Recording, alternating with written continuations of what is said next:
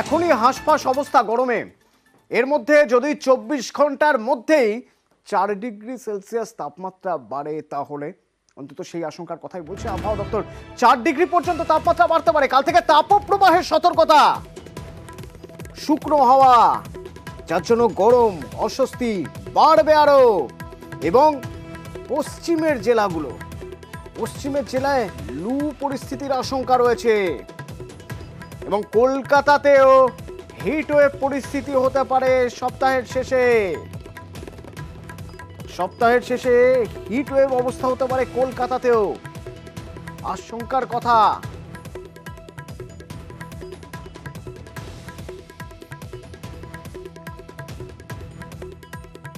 কি বলছে হাওয়া অফিস, শুনুন। কিন্তু আমরা দক্ষিণবঙ্গের অনেকগুলি জেলাতে হিটওয়েভ পেতে চলেছি এবং আমরা ওয়ার্নিং দিয়েছি ইয়েলো। তার মানে এই সপ্তাহটা পুরো দক্ষিণবঙ্গে শুষ্ক, কষ্টদায়ক, গরম আবহাওয়া আমরা পেতে চলেছি। উত্তরবঙ্গতে কিন্তু আপনার প্রায় প্রত্যেক দিনই বিভিন্ন জেলাতে থান্ডারস্টর্ম, রেন, লাইটনিং, কোথাও শিলাবৃষ্টিরও সম্ভাবনা আছে। তার মধ্যে দার্জিলিং এবং কালিম্পংয়ে কিন্তু শিলাবৃষ্টিরও সতর্কতা দেওয়া হয়েছে এবং সেখানে কিন্তু গাস্টি উইন্ডের স্পিডটা বেশি, ঝোড়ো হাওয়া, সেটা হচ্ছে 40 to 50 কিলোমিটার পার আওয়ার। উত্তরে শিলাবৃষ্টি, দক্ষিণে তাপপ্রবাহের মতো পরিস্থিতি, হিটওয়েভ আর লু বইবে পশ্চিমে। তো পুরুলিয়া থেকে আমার প্রতিনিধি ইন্দ্রজিৎ রয়েছে, সরাসরি একবার কথা বলি। ইন্দ্রজিৎ, এখনই মোটামুটি মাটি তেতে উঠেছে, বিকেল 5টা, এখনো পর্যন্ত গরম কমার নাম নেই, সূর্য ঢলতে বসেছে, লু হবে বলছে। কি অবস্থা পুরুলিয়ার?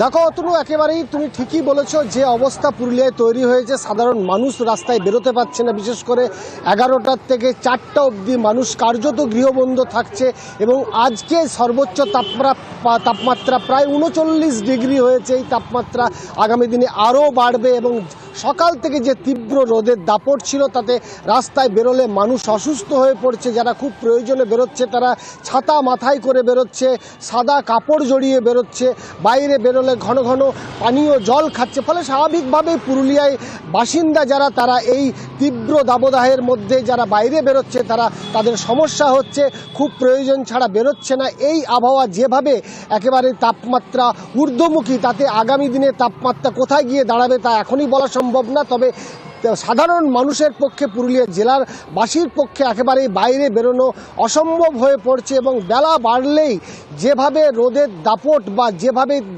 একেবারেই বলা যেতে পারে আগুন ঝরছে এবং সবথেকে বেশি সমস্যায় পড়ছে বয়স্করা এবং শিশুরা। তাদের বেশি সমস্যা হচ্ছে রাস্তায় বেরোলে। এবং যারা বেরোচ্ছে, যেমনটা বললাম, যারা কাজকর্মের জন্য রেগুলার যাদের বেরোতে হয় তাদের সমস্যা হচ্ছে, তারা একেবারেই কাপড় জড়িয়ে বেরোচ্ছে, পানীয় জল খাচ্ছে, বারে বারে জল খাচ্ছে, অসুস্থ হয়ে পড়ছে, কেউ গাছের তলে আশ্রয় নিচ্ছে। ফলে স্বাভাবিকভাবেই জেলা জুড়ে যে পরিস্থিতি তৈরি হয়েছে তাপপ্রবাহের, তা একেবারেই সহ্য করা সম্ভব হচ্ছে না এবং এই তাপমাত্রা আগামী দিনে বাড়বে। তেমনই আবহাওয়া। ভালো খবর তো কিছু শোনাচ্ছেই না, বরং আশঙ্কার খবর শোনাচ্ছে, ভয়ের কথা শোনাচ্ছে। লু চলবে পশ্চিমের জেলায়, কিন্তু ভোট বড় বালাই, তার মাঝেই করে যেতে হবে প্রচার। উত্তরে শিলাবৃষ্টির পূর্বাভাস রয়েছে, কিন্তু হাঁসফাঁস দশা ছিল আজকেও। আলিপুর দুয়ারে বিজেপি প্রার্থী মনোজ টিগ্গার হয়ে প্রচারে মিঠুন চক্রবর্তী, মহাগুরু। ওই দেখুন,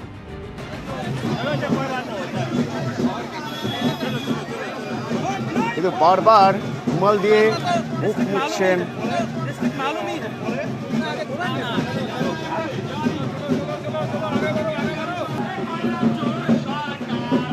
সামলাতে পারছেন না গরমে, অস্বস্তি বাড়ছে, অসুস্থ হয়ে পড়েন। তারপরে তিনি প্রচার ছেড়ে চলে যান।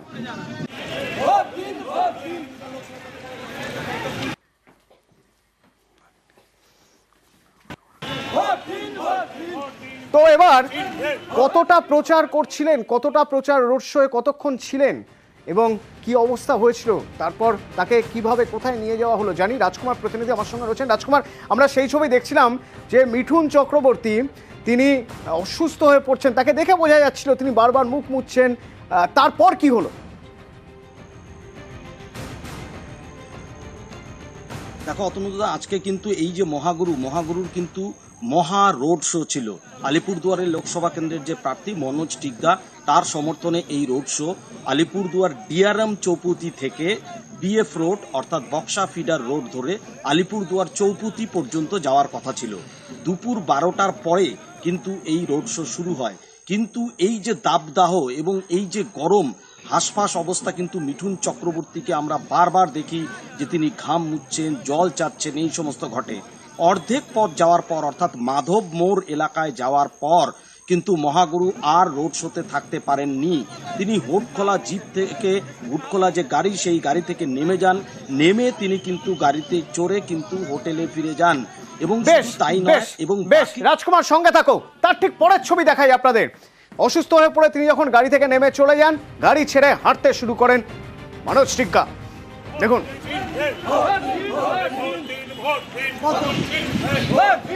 কিন্তু তীব্র গরম, তার মধ্যে হাঁটছেন, অস্বস্তি তো তারও হচ্ছিল। অস্বস্তি এতটাই যে তিনি বসে পড়লেন রাস্তার পাশে একটা দোকানের শাটার পড়ে রয়েছে, সেখানেই তিনি বসে পড়লেন। এবং দেখুন, তখন ওই প্রচারের যে পতাকা, সেই পতাকা নিয়েই তাকে হাওয়া করা হচ্ছে, অন্তত একটু সুস্থ যাতে তাকে করা যায় সেই চেষ্টা হচ্ছে। তিনি অবশ্য বারবার আশ্বস্ত করার চেষ্টা করছেন যে তিনি সুস্থ রয়েছেন, কিন্তু তাকে দেখে মনে হচ্ছিল না খুব একটা সুস্থ রয়েছেন। রাজকুমার রয়েছেন আমার সঙ্গে। রাজকুমার, কতটা পথ হাঁটলেন মনোজ টিগ্গা ওই গাড়ি ছেড়ে এবং তারপর অসুস্থ হয়ে পড়লেন? একদমই অতনুদা, দেখো তখনও কিন্তু আলিপুরদুয়ার চৌপতিতে অর্থাৎ যে রোড শো এর শেষ প্রান্ত চৌপতিতে প্রায় 2 কিলোমিটার রাস্তা কিন্তু ছিল। মিছিলে কিন্তু রোড শোয়ে শত শত মানুষ ছিলেন, দলীয় কর্মী সমর্থকরা ছিলেন। এই অবস্থায় যখন মিঠুন চক্রবর্তী মহাগুরু যখন হুটখোলা জিপ থেকে নেমে গেলেন, তখন এই মিছিল কিন্তু আটকানোর আর কোনো উপায় ছিল না। ফলে প্রার্থী মনোজ টিগ্গা নিজেই কিন্তু হাল ধরে পায়ে হেঁটে 2 কিলোমিটার অর্থাৎ আলিপুরদুয়ার চৌপতি পর্যন্ত কিন্তু কোনো ক্রমে অনেক কষ্টে কিন্তু তিনি সেখানে মিছিল নিয়ে যান। মিছিল নিয়ে যাওয়ার পরে আলিপুরদুয়ার চৌপতিতে কিন্তু আর কিন্তু কিচ্ছু করতে পারেননি মনোজ টিগ্গা। তিনি ধপ করে একেবারে রাস্তার পাশে একটি দোকান, সেখানে শাটার বন্ধ, যে ছবি আমরা দেখাচ্ছি, সেখানে বসে পড়েন। প্রথমে তাকে চেয়ার এনে দেওয়া হয় এবং যে বিজেপির যে দলীয় কর্মী সমর্থকরা ছিল তারা কিন্তু কার্যত দলের যে পতাকা সেটা দিয়ে হাওয়া করতে শুরু করেন। শুধু তাই নয়, যে পিচবোর্ডের যে মোদি লেখা যে প্ল্যাকার্ড ছিল, একেবারে কাহিল হয়ে পড়েছেন। রাজকুমার, ঠিকই বলেছো, সেই ছবি দেখছিলাম, একেবারে কাহিল হয়ে পড়েছেন মনোজ টিগ্গা। কিন্তু উপায় যে নেই, ভোট বড় বালাই, এখনো 2 দিন রয়েছে হাতে, প্রচার চালাতে হবে। এবং যখন হেভিওয়েট নেতা সঙ্গে রয়েছেন প্রচারের জন্য, তখন তাকে তো থাকতেই হবে প্রচারে। তাছাড়া তিনি নিজে প্রার্থী, নিজেই ভোট চাইছেন। মিঠুনদা ডিআরএম অফিস থেকে চৌপতির একটু আগ পর্যন্ত করেছেন। একটু ওনার একটু বলতে পারি যে সার্বিক, উনি জানেন যে কিছুদিন আগে অসুস্থ ছিলেন, তাই উনি নেমে গেলেন। আমি পুরোটাই কভার করেছি। উনিও ছোট গাড়ি নিয়ে পুরো চৌপতি অব্দি কভার করেছেন। হয়তো সে ভ্যানে ছিলেন না, কিন্তু ওনার যে ছোট গাড়ি ছিল সেই গাড়ি নিয়ে পুরো চৌপতি অব্দি উনি কভার করেছেন।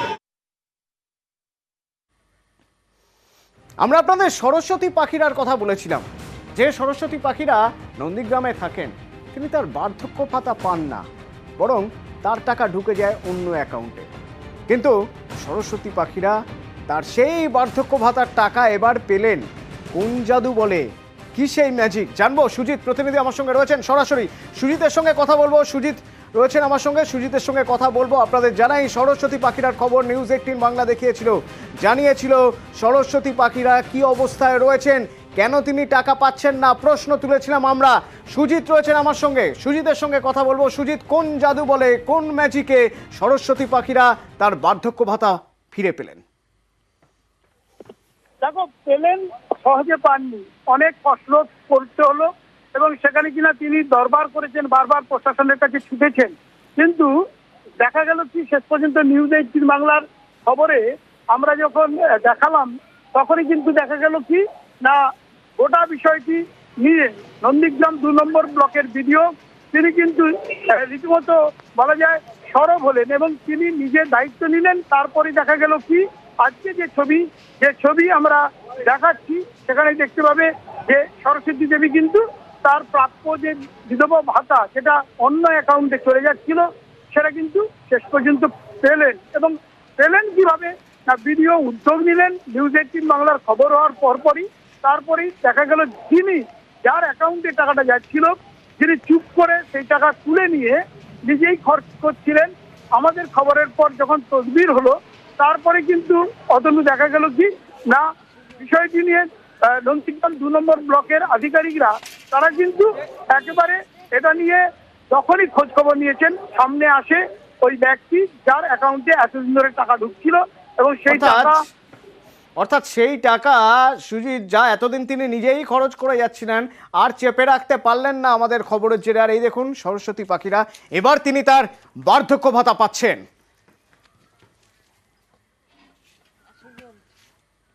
ওনারা দুজনেই ব্যাপারটা, দুজনের মধ্যে সমস্যাটা মিটিয়ে নিচ্ছেন। আর উনিও গরিব লোক, কাকিমাও গরিব মানুষ। তো আমরা চাই যে গরিব মানুষ যেই দুজন এসেছিলেন তারা যাতে কষ্ট না পান। না, এটাই আমাদের কাজ, সরকারি কাজ। এটা আমার কোনো সাফল্যের ব্যাপার নেই, আমি তো একটা ব্যক্তি মাত্র। এটা আমরা ব্লক ডেভেলপমেন্ট অফিসাররা এইভাবেই কাজ করতে আমরা অভ্যস্ত। আমরা রুরাল ডেভেলপমেন্টের কাজে ব্যস্ত আছি, এই কাজটাই আমরা করি। আমার জেঠিমার টাকা আমার অ্যাকাউন্টে ঢুকছিল, সেই টাকাটা কিভাবে রিটার্ন দেওয়া যায় আলোচনা করতে এসেছিলাম। আমাকে তো আগে কিছু জানায়নি, যা জানিয়েছে সেই দিন থেকে আমি ব্লকে যোগাযোগ করি টাকাটা রিটার্ন দেওয়ার। টাকা আমি তুলেছি, টাকা তো ফেরত দিতেই হবে। উনি বলছে টাকা আমার রিটার্ন দিয়ে দাও, আমি আমার টাকা বুঝে নেব।